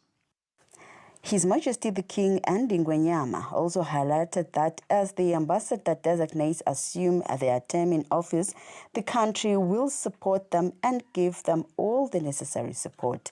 On the news, I'm Polile Mazia with Tabiso Dlamini at Lozita Palace. South Africa is Eswatini's largest trading partner. This was said by the Prime Minister Russell Dlamini during a business breakfast meeting between the South African High Commissioner and the government of Eswatini. The meeting was held at the Royal Villas, Ezulwini. The Kingdom of Eswatini and the Republic of South Africa are not just neighbors, but are tied through a natural code of geography, culture, and a shared aspiration for sustainable prosperity. Politically, these countries have walked this path for decades. In terms of trade, South Africa remains Eswatini's largest trading partner. On Thursday, the South African High Commission hosted a business breakfast with the government of Eswatini. Eswatini exports about 73% of goods and services to South Africa, estimated at 27.4 billion in 2024. Our leading exports to South Africa are scented mixtures, raw sugar, industrial fatty acids, oils, and alcohols. Eswatini, on the other hand, imported approximately 30.9 billion worth of goods from the Republic of South Africa in 2024. with main products imported being mineral, fuels, oils, distillation products, petroleum, vessels, and machinery. It's not just in trade where these two nations converge. The tourism sector seems to be a glue that binds them together. Beyond trade, our tourism ties continue to flourish. Eswatini is consistently ranked among the top 5 inbound African markets by South African tourism. From January to September 2025, over 1.1 million South African tourists visited Eswatini, a 13% increase from the same period in 2024. Similarly, more than 1 million Eswatini citizens traveled to South Africa in 2024, primarily for commercial and tourist purposes. Business Eswatini is also playing a pivotal role in keeping the bilateral relations going. BE has signed an MOU with their South African counterparts. However, there is a thorny issue that troubles them. One challenge that remains unresolved is that the VAT refund mechanism, particularly for SMEs, who often go for months and in some extreme cases years before their refunds are processed. We respectfully urge our two governments to prioritize the Ngwenya Osuk one-stop border post and to resolve VAT refund backlogs that undermine SME cash flows. According to the Grand Plan of Action, Eswatini wants to grow the economy by double digits in 2029, and South Africa remains a key partner. Reporting, I am LinkedIn Kule, Ezulwini. The Honourable Minister of Education, Owen Nxumalo, says government is working on restructuring their frameworks governing the hiring of teachers. The minister is speaking during the William Picture College graduation ceremony. A total of 127 students have graduated from William Picture College, marking yet another milestone in the country's teacher education sector. Speaking during the graduation ceremony, the Honourable Minister of Education and Training, Owen Nxumalo, announced that government is working on restructuring the frameworks governing the hiring of teachers. Education is not just a pathway to personal success. It is the heartbeat of our nation's transformation. It is the foundation upon which Eswatini's national development strategy rests. A strategy that envisions a knowledge-driven economy powered by innovation, entrepreneurship, and sustainable growth. Graduates, you are not simply teachers. You are nation builders. You are the architects of our future. The minds you shape will define the destiny of Eswatini. The Vice-Chancellor, Professor Justice Twala, commended the graduates, noting that teaching profession remains one of the most important pillars of national development. Teaching is a profession that shapes the lives of young minds, our future leaders. It is therefore essential that teachers be held to the highest standards, ensuring that only those with deep sense of commitment and passion for education are given the responsibility. The student representative, Neliswa Makakula, called for a swift hiring process. We have seen ukuthi kunabothishela labatsingekako etikolweni, and we would just like ukuthi bafake bothishela so that kutophusheka nathi sitawukhona kugcine sikuthola the work that we were being trained for. Some of the graduates shared with us what the day meant to them. Ijeni yami through education ayikabi melula ibenzima kakhulu ukhanza ukuthi ngicela abantu bangephandle bangifundzise so that imali. This is going to be, a start of my new beginnings, new opportunities. Even like they're preparing space for us. Komba wona ngokuthi nathi simaswati asisalele emuva ngentuthu nakunyalo sibuke impilo tebantfana labasha sikutshele ukuthi sitawuphatha kahle. Lekusebenza konke lebengiselo ngokusebenza for the 3 years nyalo isekuya celebrate and it really means a lot. The graduates were also encouraged to embrace technology and integrate digital tools in the classrooms to enhance learning. Reporting Samgansiwe Koza, Manzini. Select Home has been officially launched that will allow Maswati to rent and eventually own homes. The Minister of Housing and Urban Development, Honorable Apollo Mapalala, says this initiative will enable Maswati to become homeowners. The issue of renting without gaining any long-term benefits will soon be a thing of the past following the launch of Select Home. Speaking during the launch, the Minister of Housing and Urban Development, Honorable Apollo Maphalala, says the initiative is promising a step towards fulfilling the ministry's long-held goal of promoting home ownership. Select is now expanding its vision through the rent-to-own housing model with a target of delivering at least 500 new homes every year. Through Select Home, Emaswati will now have an opportunity to secure housing units through long-term rental contract, culminating in full ownership upon the final installment. This move removes one of the biggest barriers to home ownership, the upfront cost, and it replaces it with predictable, empowering, and accessible pathway. And we are very excited about that. Stofeni Gininza, the director of Select Home, says they identify significant gap in access to decent housing, which inspired the creation of this initiative. We have Malkan Square as a benchmark, I think, for what we're trying to do. And I think, obviously our model is probably very predictable. Not the designs per se, but the model. Was we realized that, I think we lack proper housing in our markets. Lindiwe Dlamini, the mayor of Matapa, commended the private sector for investing in initiatives that improve the lives of Emaswati. It is inspiring to see that private sector through Select Group investing not just in buildings, but in people, in families who dream of a place to call home. Here in Matapa and Vunaleshon Pibile, we are proud to be part of this transformation. Our town is no longer just known for its factories and industry. It is fast becoming a modern, connected, livable urban spaces. The Select Home initiative will be implemented across all parts of the country. Reporting Sondomlangeni with Patizwe Msibi, Matapa.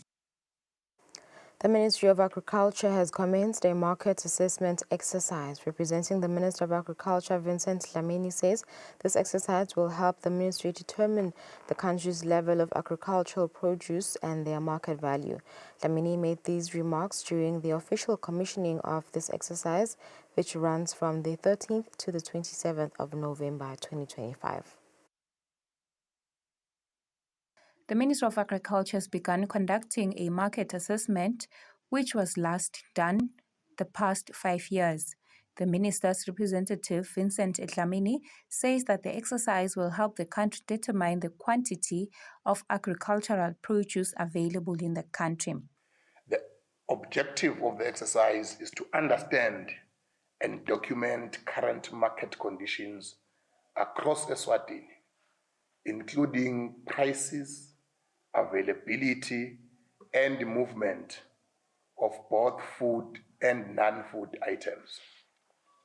The information gathered will help us to make evidence-based decisions that promote food sovereignty, price stability, and fair market access for producers, traders, and consumers alike. It will also enable the government and our partners to better respond to economic shocks, climate impacts, and supply chain disruptions that affect the livelihoods of our people. Sifake nale element yama-movements nje kule study sanyalo. Sakubona lokho ukuthi uma babekenza wonke bangakhona kwenta yama-movements nekudla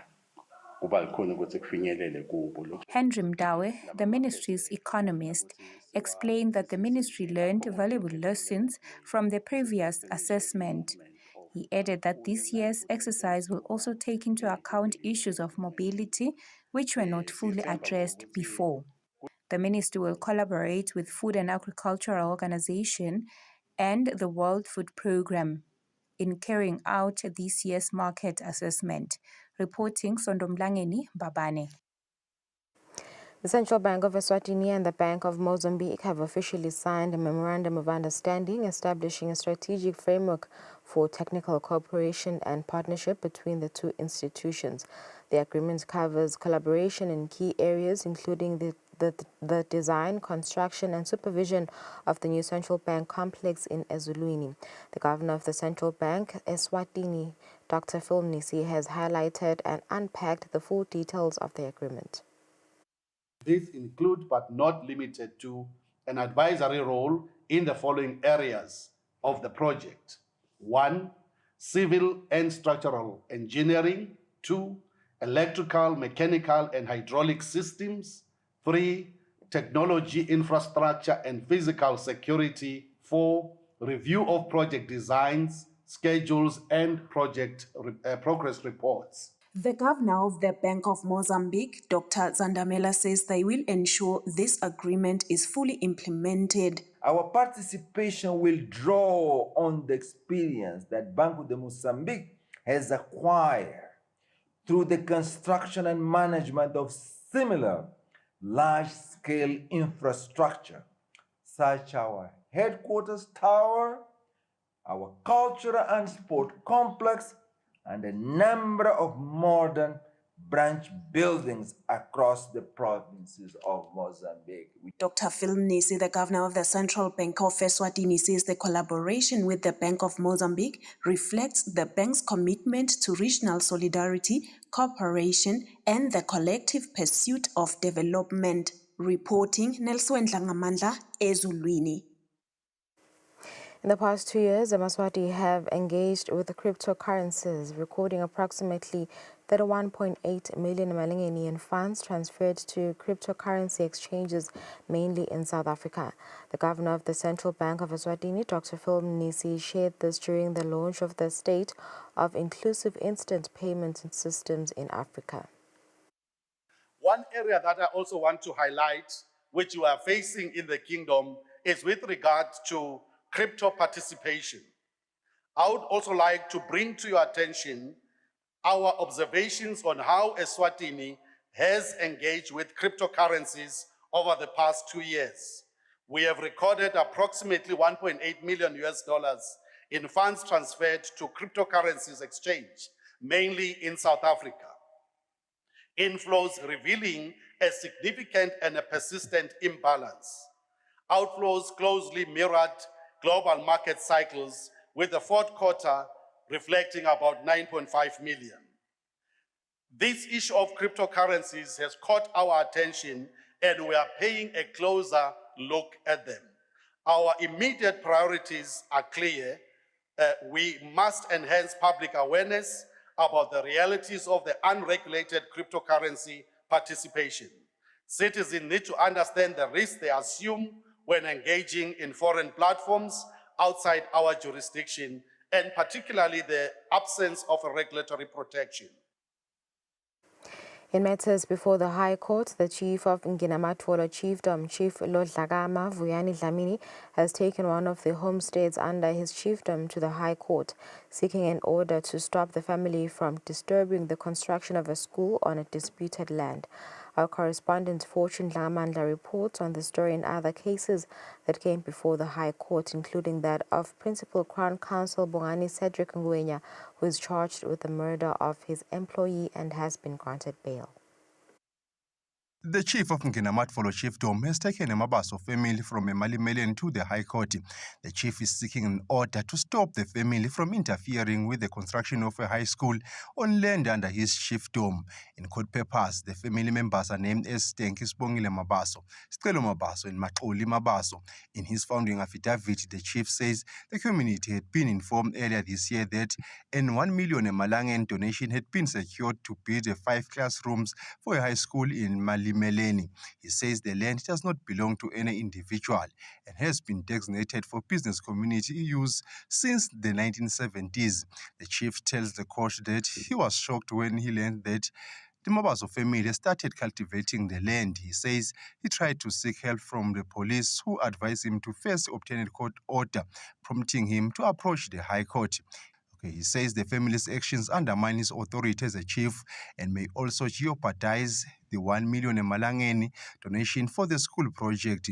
At the time of compiling this report, the matter had not yet been heard by High Court Judge Sabelo Masuku. Meanwhile, also at the High Court, Judge Masuku has granted bail to Principal Crown Counsel Bongan Cedric Ngwenya, who is charged with the murder of his employee Antonia Maluleki. Konya has been granted bail of 50,000 Malangeni with 5,000 payable in cash, and the balance is surety. The judge orders that Ngwenya should stay away from his business premises in Moneni for the next 3 to 4 months, citing safety concerns as residents in the area were still angry about the incident. Ngwenya, who is a senior prosecutor, claims he was beaten by police to force a confession and denies killing his employee. In another matter, Judge Masuku is found guilty of culpable homicide, a woman accused of strangling her 18-month-old child to death at Pumla Mkash. The woman, Sebenzile Mbalati, had been in custody since 2020. A lawyer, Nosiza Hlope, tells the court that Mbalati was only 14 when she gave birth, after being sexually assaulted by a man who was about 30 years old. The matter was postponed for 2 weeks for further directions. Reporting Fortune Dlangamandla, High Court.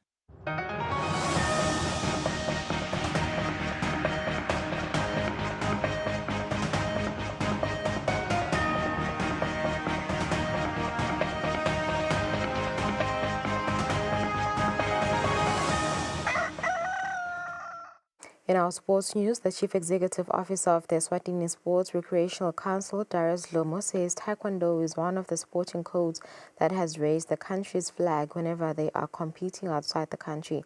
Lomo, who was speaking during the official opening of the 139 Koryuji Referees Workshop in Matapa. World Taekwondo referees and coaches from 15 different countries around the world are attending the 139th World Taekwondo Kyoryuji Referees and Coaches Seminar in Eswatini. During the official opening, the Chief Executive Officer, Darius Lomo, highlighted that Eswatini Taekwondo is one of the sporting codes that performs well when representing the country. Eswatini Taekwondo is our pride when it comes to sporting performance. It is the leading sporting body in terms of performance in the international arena. Taekwondo is one of our sporting bodies that bring pride and joy in Eswatini by getting us the necessary medals as and when they go out to participate internationally. The secretary of the World Taekwondo Association, Monica Lee, said they came to Eswatini because of the Eswatini Federation's desire to host the event. So I'm very proud of Eswatini for held this event at the moment. First of all, the Eswatini Federation did contact to WT, so they want the open international referee seminar in Eswatini, but WT side we were just also obliged because the countries we are not very aware. Sizu Mabuza, who is the secretary of the Eswatini Taekwondo Association, explained the importance of the workshop. Maybe itolo, or what made us fall short of maybe glory, yindzaba yokuthi badlali bethu abasiko well versed with some of the competition rules. Bocoach bethu abasiko nabo well versed ukuthi how to take advantage of the setup yalama rules to make them asebenzele umdlali. So ngiko lesikithi bese ukuthi hayi asesilethe lama course la khona sithi oqalela phasi sifunze lemithetho sifunze kusukela ekuqaleni iyofika ekugcineni ngale. The event is scheduled to conclude on Sunday. Reporting for Eswatini TV Sports News, I am Patizwe Msibi. After 7, we've come to the end of our second bulletin. Thank you for staying with us. We go for an ad break. Stay with us.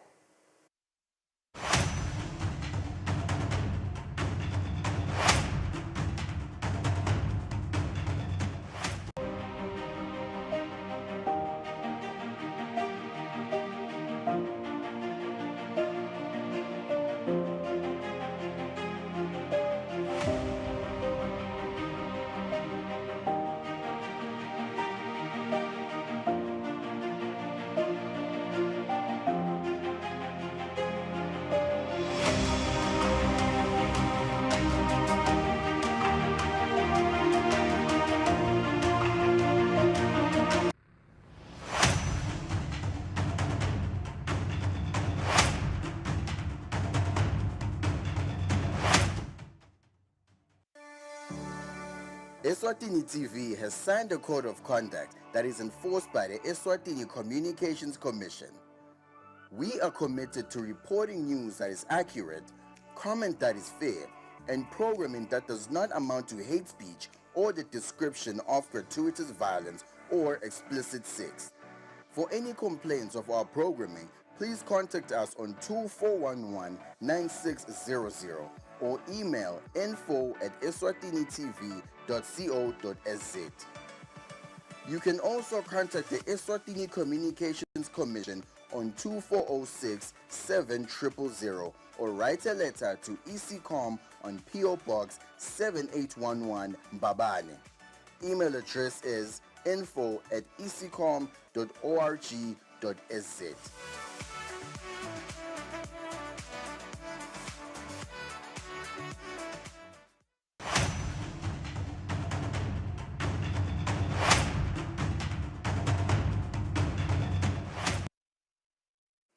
All right, as promised, we cross continents now from Eswatini to Belém in Brazil, where global leaders, negotiators, as well as climate actors have convened for COP30 under the United Nations Framework Convention on Climate Change.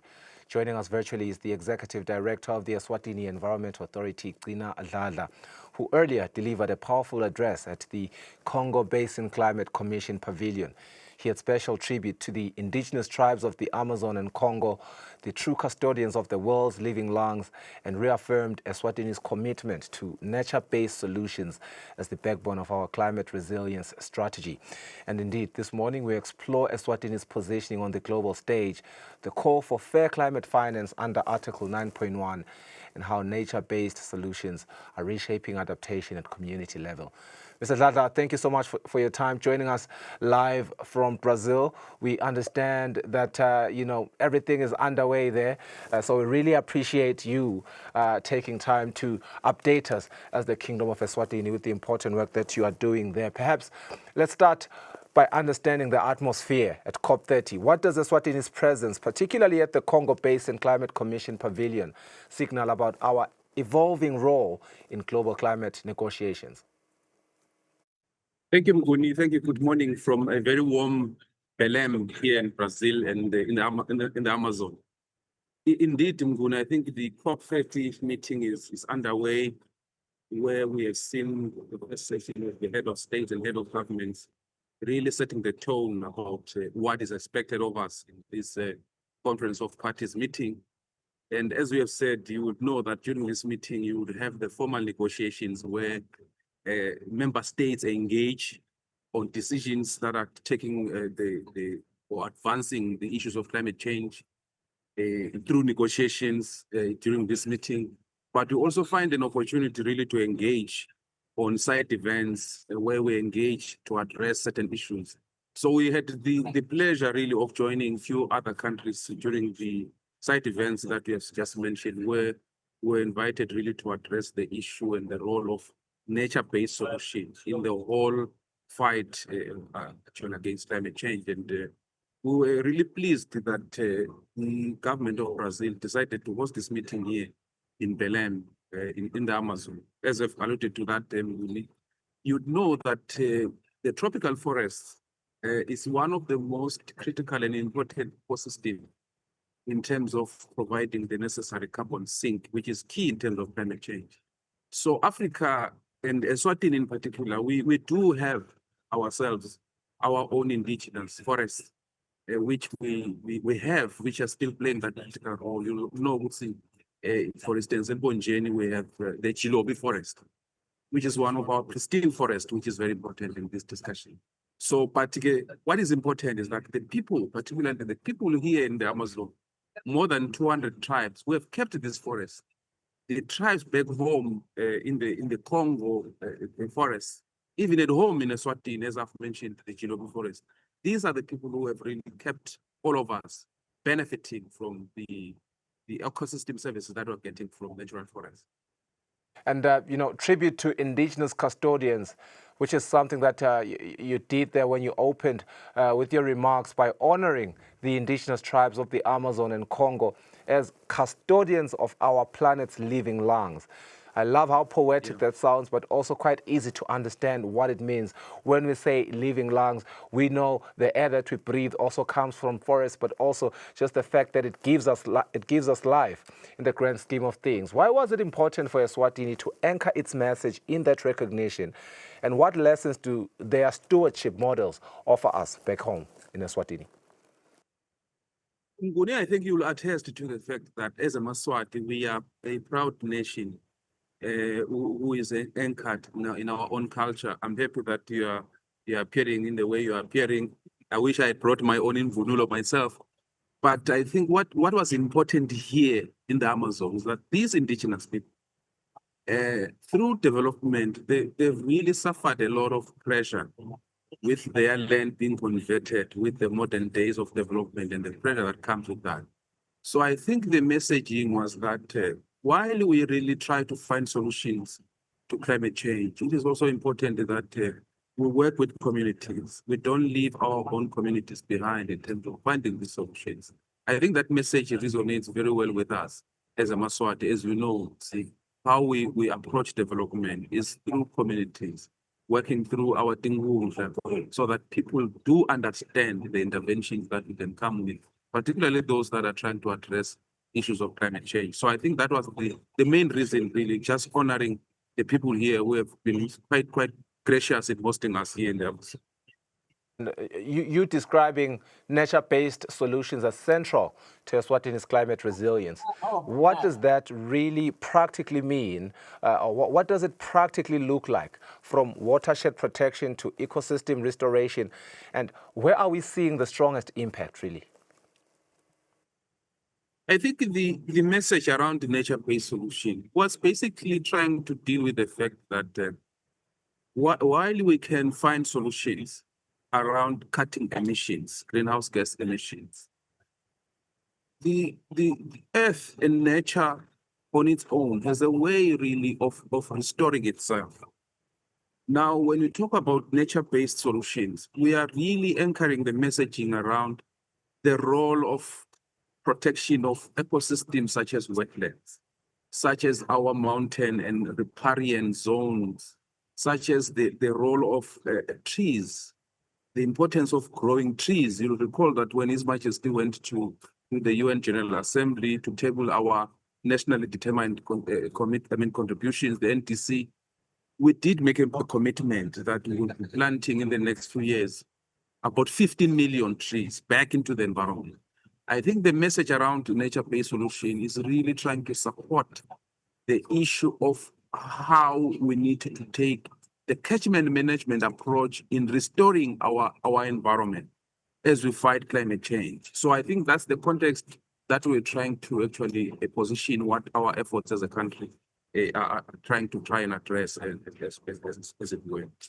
I suppose the elephant in the room, which is the financing debate. And I was so happy, reading some of the highlights there, that you were particularly emphatic in saying adaptation finance must be grant-based, predictable, and accessible, not loan-driven, as it is. In your view, how far is the global community from honoring Article 9.1 of the Paris Agreement? And what does that mean for countries like Eswatini that are already facing climate shocks? I think the debate around the 9.1 is one of the heart of what this COP is about. Because you recall that the Paris Agreement really commits developed country parties to honor their commitments through the common but differentiated responsibility concept or principle, where we are saying those who contributed more in terms of causing the crisis that we're in should be seen really putting the money where there's a need, particularly for developing countries like us. But I think the tone is that we don't want to position ourselves as beggars here.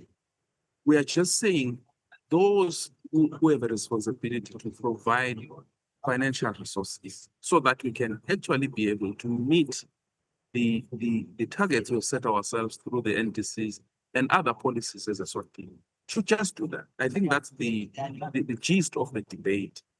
Now, I think there is a bit of pushback on this, as we have seen how the geopolitics is turning out around this issue of finance.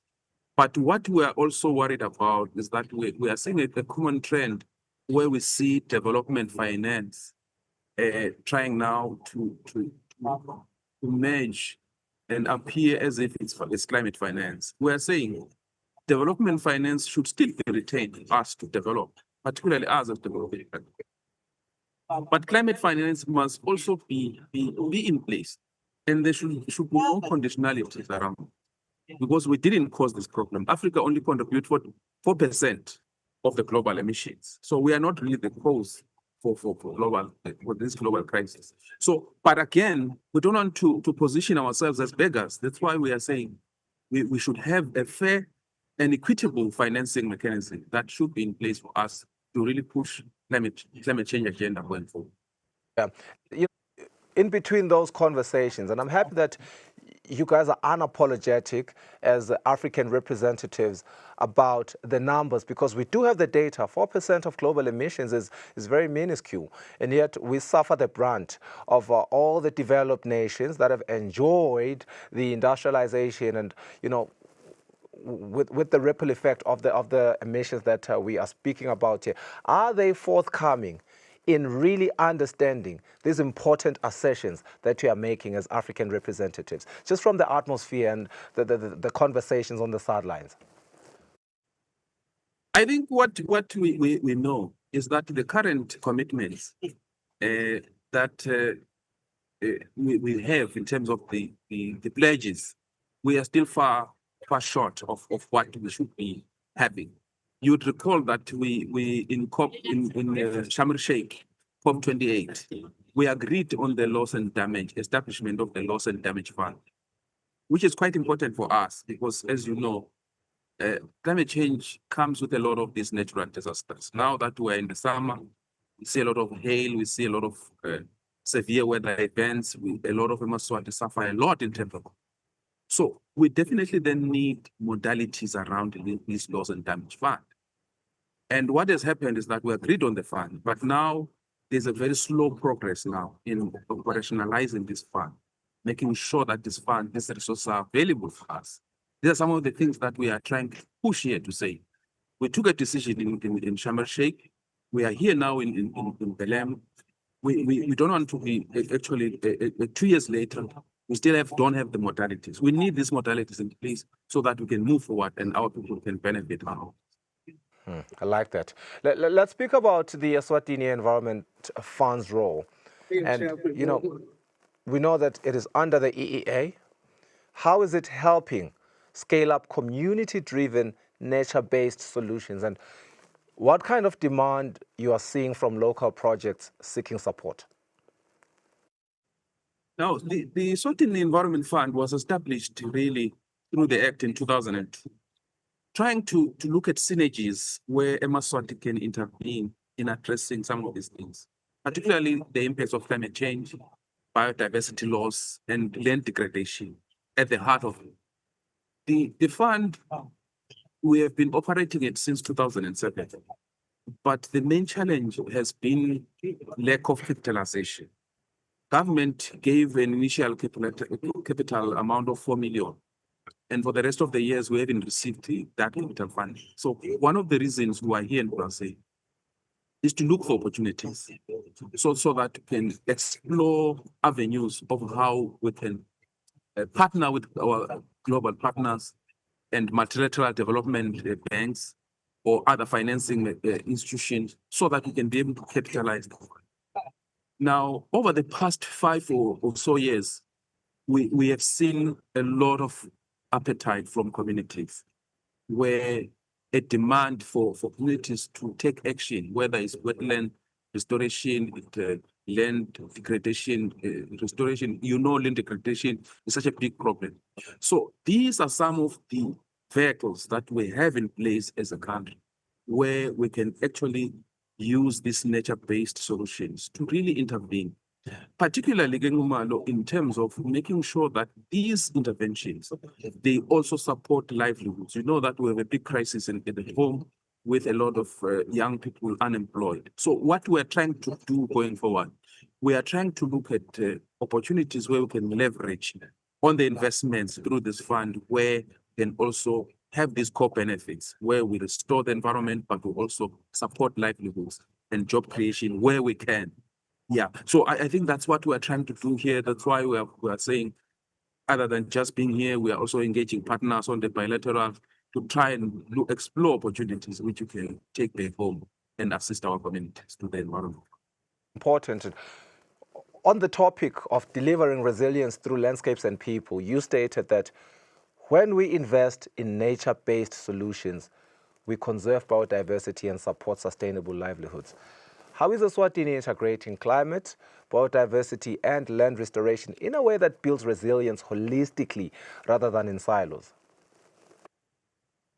Now, currently, we have a couple of donor-funded projects which are trying to look at this three-pronged approach with the multiple benefits, particularly using the catchment management or the landscape approach, where we are saying, instead of just an intervention that will focus on one aspect, we're looking at interventions that are going to have multiple benefits for communities. That's why we have a couple of pilot projects that we have, which we are still working with partners like UNEP and UNDP, particularly in the country office at home. Some of these projects already, they are being rolled out by several partners, EWAIT, ENTC, ourselves through the Environment Fund and other mechanisms. So these are projects which we need to scale up. I know, for instance, that EWAIT has just launched a project that is going to assist several Inkundla towards this restoration approach.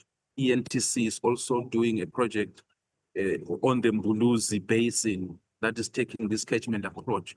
So these are multi-partner driven projects that we are trying to leverage on and build on going forward. So that's why we are also working on pilot projects that are going to build on this so that the country can really go forward in terms of the interventions that we currently have on the ground. You speak about some of the projects that are on the ground, and I see that you are being humble and modest there. There's a lot of projects that you guys are doing, big projects, from the Mbuluzi and the Lusutfu River Basin restorations to the 15 million tree target in our NDCs. You did allude to that one in your opening remarks. Which of these projects best demonstrate Lilima in action, where communities, nature, and policy all align? I think, Ngomalo, we spoke about the concept of Lilima as a Maswati. We grew up in communities where there was no difference between those who have and those who don't, those who have and those who do not have. For instance, when there was something like now that we're in the summer, we would all come together and assist each other. I think that same concept is a concept which we feel at a national level and at a global level. Should be a concept that we should anchor our interventions around, where we come together as communities, we take these interventions. We come together as countries. I know, for instance, in the SADC sub-region, there's a project that we are working on with the Ministry of Agriculture called the Great Green Wall of Africa Initiative. It started in the north in the Sahel, but we're now taking it to the south, where we are trying to upscale again these nature-based solutions through these sustainable land practices, biodiversity conservation, restorative actions, which are going to make sure that we reverse the impact of both biodiversity loss and climate change. So all of these require that we partner. That's why, as the Environment Authority ourselves, we don't work together. We work with other ministries, we work with other parastatals, so that we can drive the common objective of making sure that the country's agenda around climate change and conservation is taken forward. Yeah, we are nearing the end of our conversation, but I'd be remiss if I do not include this very critical component, which is the role of youth and local innovators. We are seeing a rise in youth-led climate action across Africa.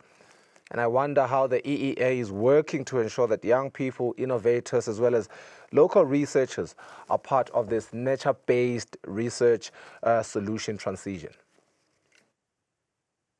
No, I think that's a very important point. I think we are quite happy with the movement around young people. I know there are organizations at home like FUMISA and others, the Biodiversity Youth Network and others, who have really taken this pattern around conservation and climate action really with great enthusiasm. But we're also aware that research is critical. I'm happy that the University of Eswatini has established the climate change center, which is trying to upscale the issue of research around climate change and related issues. So these are things that we support, and I hope coming from this COP, these are some of the things we'll be taking back home to see how we can support and upscale through some of our actions and initiatives, which we'll probably be taking from the lessons that we'll be learning here in Brazil. And then in terms of data monitoring and transparency, effective climate, of course, requires strong monitoring systems. And I want to ask, what mechanisms are in place to track progress on ecosystem restoration as well as the 15 million tree target? Because, yeah, that is a very ambitious one. And I've heard so many naysayers speak to, perhaps it's not feasible, but, I really believe in it. And how transparent is that data to the public going forward? You would know that the climate systems, there's a very robust information and data monitoring and verification mechanisms, which we also comply with through our, what we call the reporting through the UNFCCC and other platforms within the system. But I think what is important, one of the discussions that is taking place here, we are looking at what we call a global adaptation indicators. So these are important so that we can be able to track progress on some of these initiatives, including our commitments which were made through the NDC. I'm very excited about this 15 million tree target, and I believe as a Maswat we can do this. And I'm sure we will be sitting down with all of the partners to plan projects that are really going to drive this initiative. And I'm sure if we can deliver on this, there are a lot of benefits, because when we talk tree planting, we're not just talking about indigenous trees, but we're also talking about fruit trees, which we definitely need. Every household do need these trees. You can start at the household. Yourself, Jembu, with your family, you can start at home. Even today, I think these are the things that we should take forward. Then we can be able to monitor that and see how far we can go. I can't wait to get home myself. I'm sure I'll be taking my kids to plant some of these trees in Mangaya and Suswe, so that we can begin to honor what the country has committed to the world in terms of our target of 15 million. Collective responsibility. I like how you end that assertion there.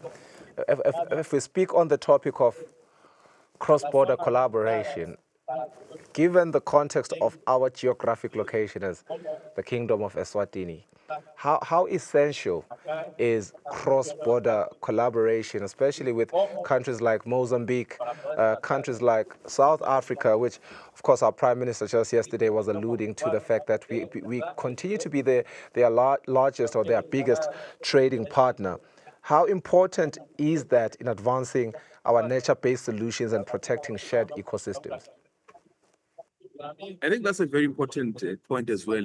Yesterday, I had a discussion and a meeting with colleagues from the Republic of South Africa, particularly those from the DPSA, who are already accredited to the GCF, and they're already rolling out a lot of projects on the ground.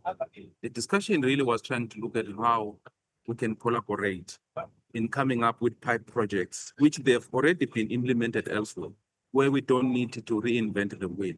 but where we need to tailor some of these interventions for Eswatini. So the plan is to really collaborate. We are also engaging the Namibians, the Namibian Investment Fund, a fund that is almost similar to ours, the Environment Fund. We will be signing an MOU with them. They have already done a lot of work. So we are going to share a lot of knowledge and see how we can work together again in terms of our climate programming as a sorting and through the Environment Fund and EEA. So these are some of the initiatives, and I'm aware as well that there are some projects that we are implementing with the Republic of South Africa and Mozambique, particularly around international waters. You know that the water sector is one of those that is major, that is affected by climate change. Through Inco Maputo, there is a project, about $5 million project that is being implemented that is going to benefit the three countries. So those are some of the collaborations that we already have on the ground, and we are looking at further actually collaborating so that we can take not just only our communities, but the sub-region forward in terms of what we do in terms of climate adaptation and mitigation. Yeah, and the legacy of COP30 for the Kingdom of Eswatini. When you return home from Brazil, Kobatseli, before going to Mangayane and planting trees with your family, what concrete outcomes or commitments from this COP30 do you really hope to bring home that will meaningfully shift Eswatini's climate resilience pathway? No, Mguna, I think that's very, very important. I think, as I've said when we started our discussion, I think we are optimistic of having an outcome that is going to have a concrete decision on adequate financing for climate intervention. We're also looking forward on some concrete modalities around these loss and damage funds. We are also just looking at how, as a country, we can strengthen partnerships, particularly around the multilateral development banks that are already doing a lot. And I think as a country, we really need to leverage and step up our actions in terms of these partnerships. And I'm sure that the team and the colleagues that are with us here in Belen are working very hard to make sure that we come with a very strong, tangible outcome, which is going to benefit us as a country. We have already benefited a lot through climate finance, but I think we can still do more as a country and make sure that these investments are not just restoring our planet, but they're also strengthening livelihoods and creating opportunities for Maswat. Now, I think it is important, therefore, that whatsoever outcome of this COP, we avoid a scenario where there will be decisions that are going to contain our ability to develop as a country. Development for us is still a major focus and very, very important if we are going to turn the tide against youth unemployment and making sure that the Maswat and the economy grows so that they can actually be able to protect them. Thank you so much for your time. We hope you enjoy the rest of the experience there in Belém, Brazil, and hopefully some of the resolutions that are made there are taken into undertaking. And I'm happy that you are taking them you're holding them accountable for some of the commitments that were made 2 years ago. They should all be implemented.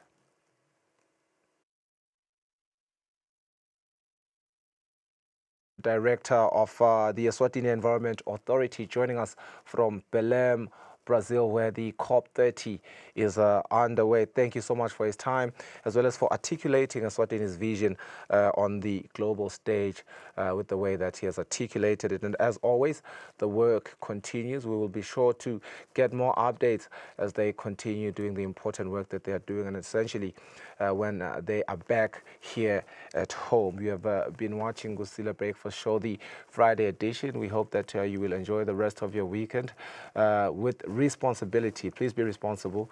We do not want to come back home on Monday and report on sad stories just based off of reckless behavior. We do hear that we might be experiencing a cold front starting from today, so take heed of that and stay warm. Until next Monday, bye-bye.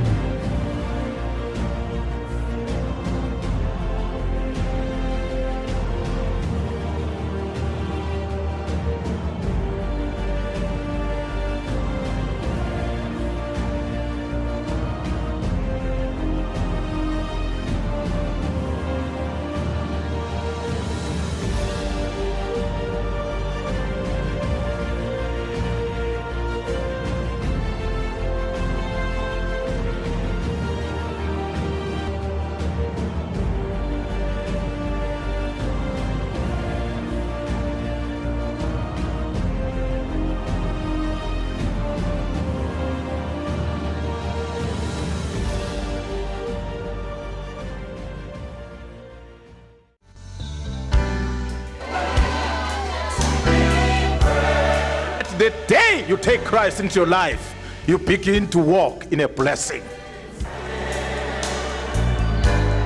Emaswati Master ushiya simakazi sibukela abanye bonkulunkulu uNkulunkulu tawukhwesha kithi emaswati singamlahli uNkulunkulu